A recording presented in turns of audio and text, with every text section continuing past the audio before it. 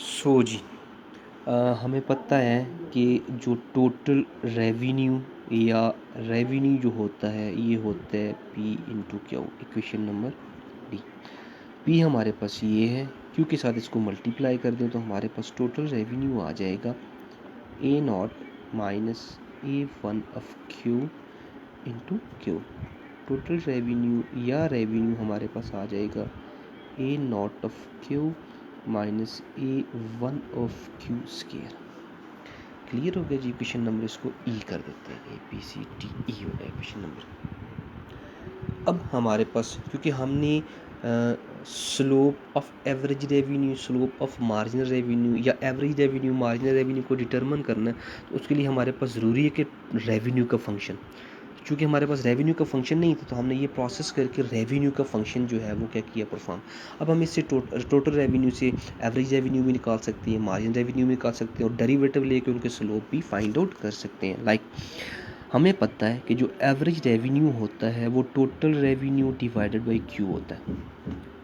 ठीक है, तो आपके पास टोटल रेवेन्यू का जो फंक्शन है A nought of Q minus A one of Q square divided by Q होता है।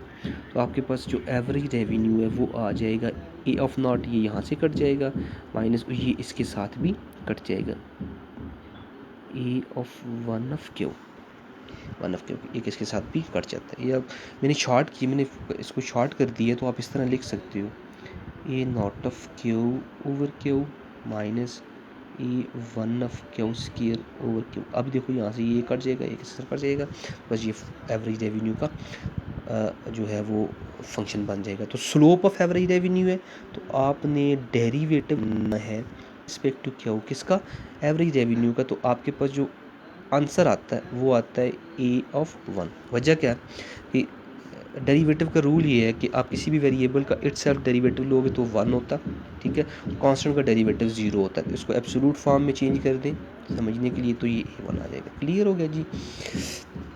अच्छा, इसको हम ई और एफ इक्वेशन नंबर दे देते हैं।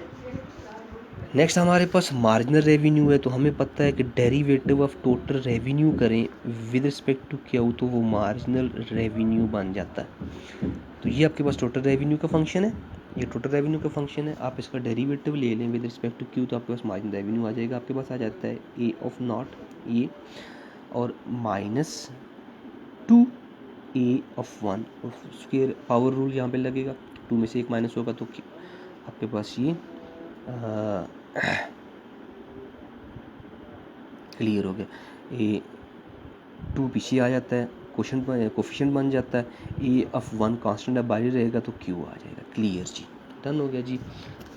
इसको इक्वेशन नंबर हम दे देते हैं। अब चूँकि हमने ये तो मार्जिनल रेवेन्यू का फंक्शन है, तो स्लोप ऑफ मार्जिनल रेवेन्यू के लिए आपने सेकंड डेरिवेटिव लेना है मार्जिनल रेवेन्यू का respect to q. Slope of marginal revenue चाहिए ना, हमने जो बात की थी डायग्राम में वो स्लोप ऑफ रेवेन्यू से, slope of average revenue, slope of marginal revenue की बात की थी। तो स्लोप के लिए हमने सेकंड डेरिवेटिव अप्लाई करना है, तो आपके पास ये minus two of A one आ जाता है, इसका derivative with respect to this variable one हो जाता है। ये कांस्टेंट जो खत्म इसको एब्सोल्यूट करते हैं तो टू ए ऑफ वन हो जाएगा दिस वन।